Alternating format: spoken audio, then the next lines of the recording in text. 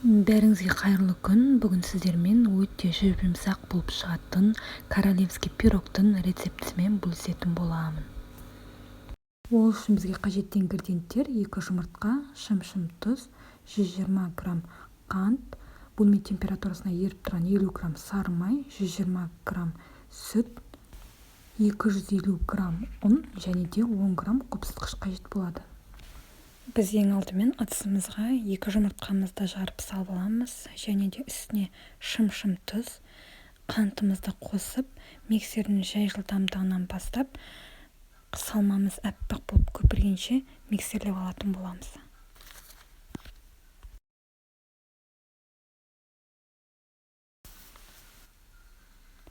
Міне біздің салмамыз осылай әппақ болып көпіріп дайын болды дегенде бөлме температурасында сары майымызды және де жылы сүтімізді құйып араластырып алатын боламыз.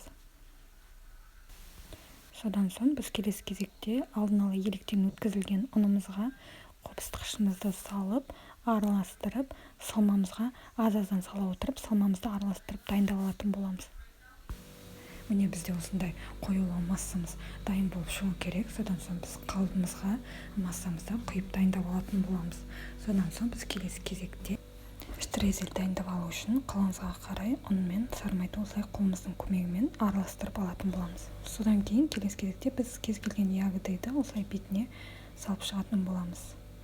Содан соң жаңағы дайындап алған штрезельді бетіне сеуіп шығатын болады. Содан соң қызып тұрған пеште 180 градуста пісіріп алатын боламыз. Мінекей біздің пирогтарымыз да дайын болды. Өте жұмсақ, күшті болып көтеріліп шықты. Бәріңізге дәл осы рецептімен жасап көруге